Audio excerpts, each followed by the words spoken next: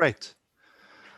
Okay, so this is a little bit earlier than expected, but I'm happy to be able to present you a research project that I am doing together with colleagues from Brazil. I am Nils Buchholtz. I currently now work at the University of Cologne because I recently got a new position here in Germany, but I worked for the past 3.5 years at the University of Oslo in Norway, and we had the opportunity to have a joint research and development project with colleagues from a small university, the Universidade Federal de Ouro Preto in Brazil.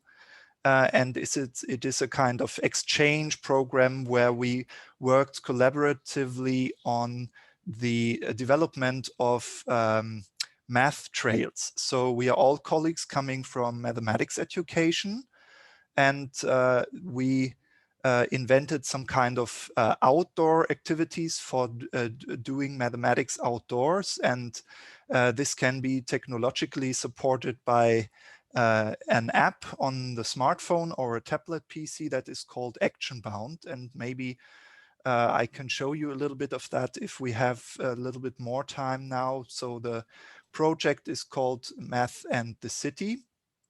And both the Norwegian side, so I was working then for Oslo, and also the Brazilian side have different facets that are going, that we put in the development of these trails. And my perspective was that of mobile learning and the digital support of these math trails, because originally these ideas, just to give you a little bit the background, is that you have a kind of environment, let's say around the school or in the city, and then students could solve mathematical tasks on different spots, on different sites, and for example start at one site and then, like in a rally, move to the next site and solve mathematical tasks along the way. And at the end of this you probably get some kind of prize, or if you combine the solving of the task with some storyline, then you could come to an end and have a kind of password or something like that, where it is important that you have solved all the tasks along the way. And these math trails, that is not a new idea, so we didn't invent this. This originally goes back on some ideas that were written up in the 1980s, and where this mathematics as an extracurricular activity came up on the agenda. And the idea of the math trails is that the students work collaboratively on the task at the respective sites, and all these mathematical tasks they comprise estimating and the measuring of variables, so that all the students that work on these tasks, they are equipped with a kind of measure tape and take relevant sizes at the objects that help them to solve mathematical problems that are always arranged around these specific sites. This is also why the presentation has to do with mathematical modeling, because this kind of work in this extracurricular environment that involves activities that are closely related to mathematizing, and also which can be used to promote modeling competencies. But not only that, since we now supported these kind of trails with mobile devices, we also can observe that is what we wanted to observe in this project, how the student actually used the mobile device when they worked on these trails, and that is where the mobile learning comes in. And the practical thing of the mobile devices, of the smartphones or the tablet PCs, is that we could use the GPS location of the devices to guide the students from site to site. And the app that we are using in this project that does this automatically. So we did not invent this app, but we just used it in a kind of mathematics education background now, because the app that we were using originally comes from media pedagogy. And the idea is that the students do need to be on the at the specific site at the task to solve the task. So otherwise it would be really easy if you, for example, think of a task, how high is this tower? Then you could easily Google that, and you don't need to be directly on the spot at the tower to find out how high it is. So we always underestimate our students. They know how to do this. Just to get you some ideas, this is, for example, like a kind of idea for a task, some kind of object you find in the city center. This is in Oslo now. You could find some mathematical task around patterns that you find in the pavements and do some task about that. Or you could, for example, even invent a task about trigonometry functions at this specific spot, or find out the velocity of this electrical stair. And that is all mathematics oriented task that you could do on the spot. And this is how it looks like. This is from our pilot study, which we did with some students from the university. And that what you can see is that you have the tablet PC, and the tablet PC guides you around to the respective spot, and then you solve the task on the spot. And here you can see how they try to take the measures of the pond. Yeah, and this is now where the mobile learning comes in, because you can support these kinds of trails with the technical device, with the location independence of the mobile end device and the geolocalization of the end device, and also the app that we were using. This is a really easy to use app. It's called Actionbound.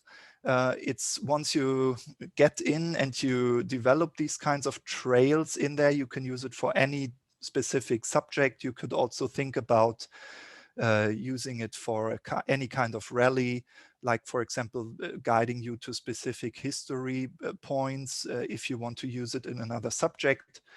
And it has this kind of competition approach, so that it is like a game for the students, which kind of motivates them to follow the path. And what is also a good adventure of this is that this app immediately provides you feedback. So it is like once you, I can show this maybe with an example. This is one of the tasks that we were using in Actionbound. So it's a task about a traffic light, and the students get to the traffic light, and the task is about, okay, what is the kind of probability that you have to wait at this traffic light, just on a very basic level, in terms when you deal with probability as percentages in 7th grade in Germany, at least. Then the students could count the second of the traffic light that it is when it's red and when it is green. And in Germany, it's also a phase where it is yellow. And then you can, out of this data that has been gathered directly on the spot, they can calculate the kind of probability, and then enter it in the app. And in the preparation of the task, not only the task is set in the app, but also a kind of solution interval, so that the range of possible correct answers is determined in the beginning, so that you can also deal with kind of measurement errors a little bit and adjust that. And then the app immediately checks if the entered result is correct and gives you kind of feedback.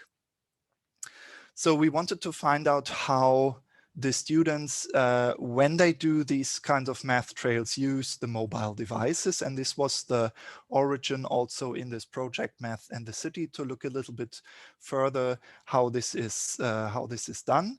And as I said, this is a kind of exchange program between Norway and Brazil. So we as researchers could visit each other. However, of course, you know, we are all affected by the COVID pandemic in the moment. And so we had to take a lot of these exchange program online, because it was not possible then to go directly to the spot with our students from the university to be in Brazil, as Brazil was one of the countries that was most hit by the pandemic. And as you can see, the research objectives here, it's that we wanted to find, or we wanted to analyze students' mobile learning during these math trails, and looking how they interact with the objects that are on the spot, and also how they use the digital device when they try to solve the task, or what they are doing there. And another research question, which is more directed to the mathematical modeling involved, is that we wanted to find out what kind of specific mathematical modeling activities are involved in these kinds of learning environment, and what kind of strategies do they use to solve the tasks. Just to give you a short background about the method that we were using, this is really, I think, where it gets exciting. And this could also be a kind of method that is probably more often used when analyzing mobile learning. We had the opportunity that we had the GoPro cameras, and we could equip the students with GoPro cameras. So they were wearing these GoPro cameras on a belt on their body, and so they could independently begin to film and end to film. And we thought this was especially important because we wanted to have the data collection in this research project very independent and minimally invasive. So we didn't want to disturb the students when they were working on the task and walk around and observe them or film them all the time with a camera. So they were self-independent to do that. And they and the students, the school students that we did this with, they got a brief, a pre-brief and a post-brief before they went on these trails, where we just explained to them how this walk or this trail is going to be, and how they use the method, and how they use the app and the mobile device. So they were, for the research purposes in our project, equipped with tablet PCs that we could offer them. And also after the walk, we asked them several questions in a kind of reflective talk. And this is actually a method that we found that comes from the French-speaking sociology.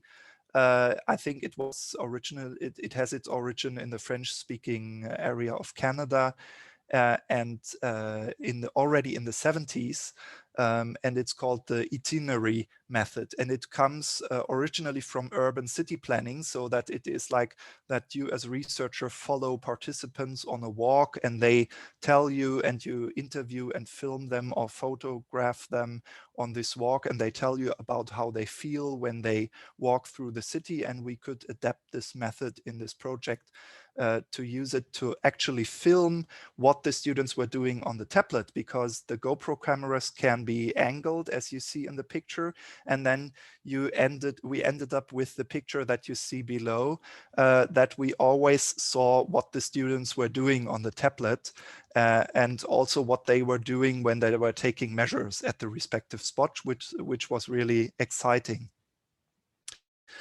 To come to the end, I will just give you some preliminary results, what we found out so far.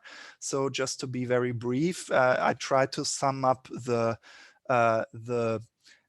situations where we observed that the students were in interaction with the mobile device. And it turned out that in the beginning, they used, of course, the mobile device to find the spot and also to understand the task. And this is more also, for example, an additional value that this kind of app has, that if you would present the task in a paper and pencil format, then you don't have that much different varieties that you could use. So for example, we could bring in some videos or also additional material to make the access to the task a little bit easier for the students, and they could gather additional information, like for example of the background, or they could have a photo where an object is photographed from another perspective that they from the bottom or from the ground cannot see, for example. And this is also the second point, that we observed that the mathematical content, also together with supplementary material, this is in brackets, you could also think of enlarging this project with kind of augmented reality content, of course, that you could lay in this app, but we haven't done this so far. So this is maybe the next step. But it offers and enables a kind of very content-related representation of the mathematical content, which not only takes into account the content of the spot where they are, but also different representation forms of mathematical content that you, for example, lay in kind of pictures, or also you could also experiment, for example, with audio files, so that they have a kind of multi-representational access to the tasks. They then use the tool for data collection. So they somehow took notes on the tablets, or we even experimented with a task where they should use the sensors of the mobile device. For example, if they take an elevator or something like that. So that could be used, but we didn't make so good experiments with that, because it was hard to connect the sensor app and the app that we were using.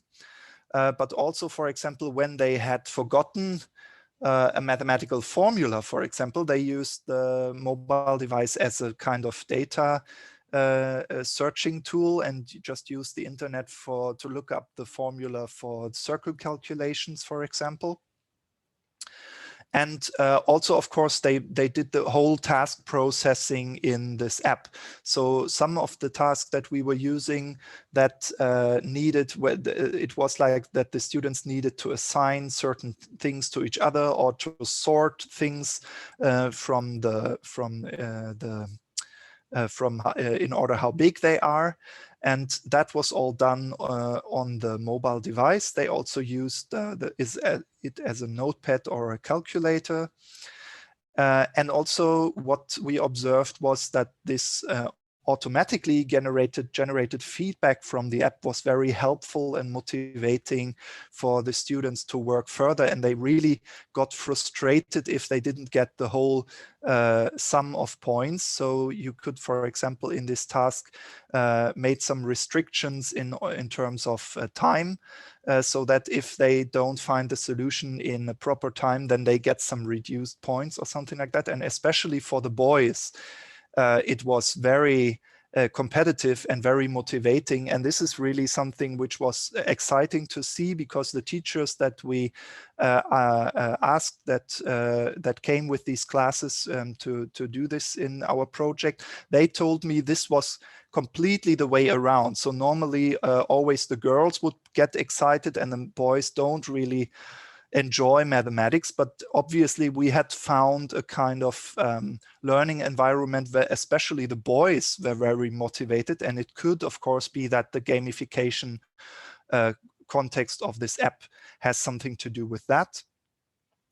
And last but not least, it was used as a kind of assessment tool or organizational tool. So when they get the feedback, and at the end of the trail got the whole kind of assessment how well they did on this trail. And also once the tasks were solved, then of course the mobile device sends them further to the next task. And this is where they use the mobile device as a kind of orientation tool, because you could either in this app use it as a kind of way that you get represented a card from Google Maps where you are, and then you can localize yourself and walk to the next task. Or you could also use another function where you get a kind of arrow, and you have just to follow the arrow depending on how you hold the phone or the tablet. So to sum this up, and the mobile trails allowed for a variation in the task access and the simultaneity in the representations. And we could even think about enlarging this in terms of augmented reality. The devices serve as a technical aid in the task processing and the mathematization during the trail.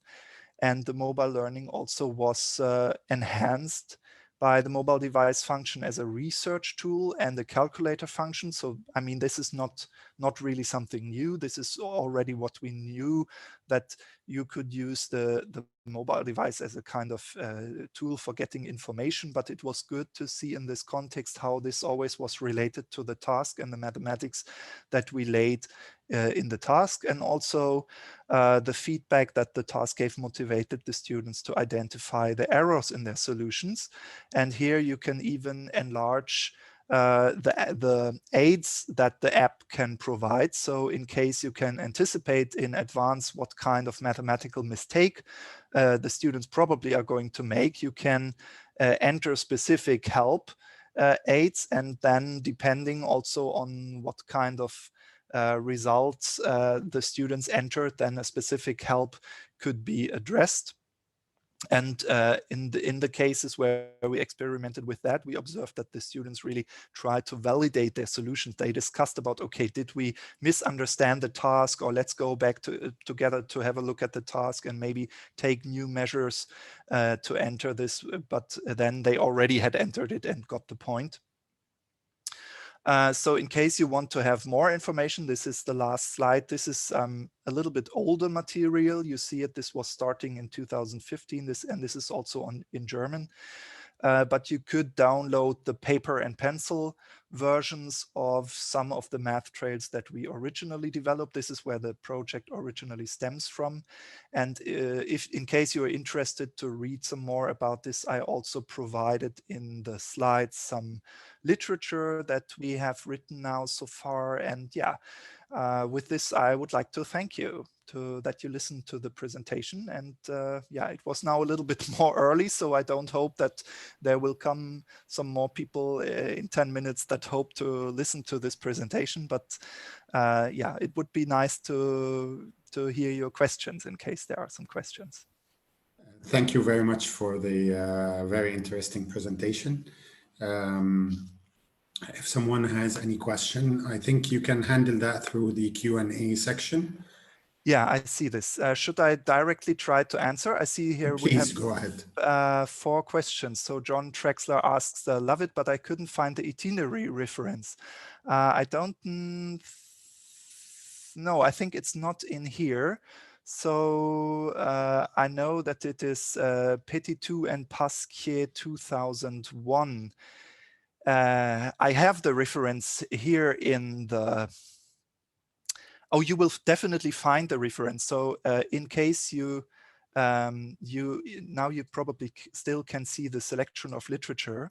If you search for this new publication that just had come out about the projects, I'm pretty sure that at least in this literature, or in this one, that the reference is in there.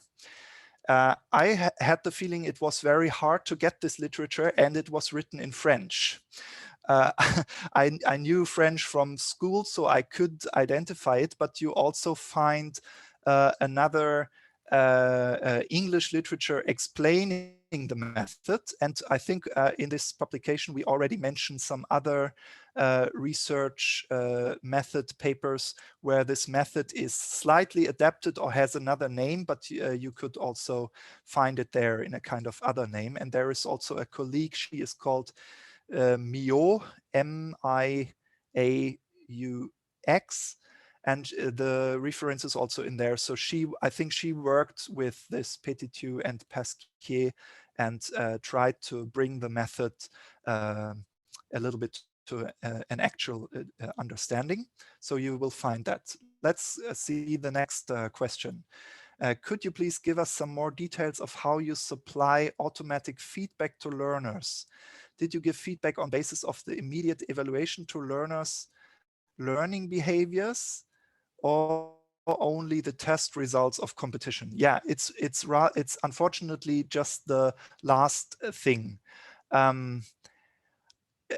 Maybe I don't think so. If we have time, I can open the browser with the app, and I can show you where the app, how this is working, even if I don't have invented the app, but I'm using it. And this could be interesting. So maybe I just read the other questions and then maybe we can do this together.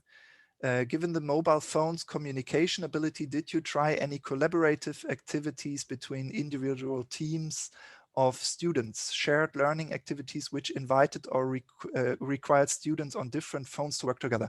No, we haven't done this, but this is a brilliant idea. And actually the app has some possibilities to do this, I think.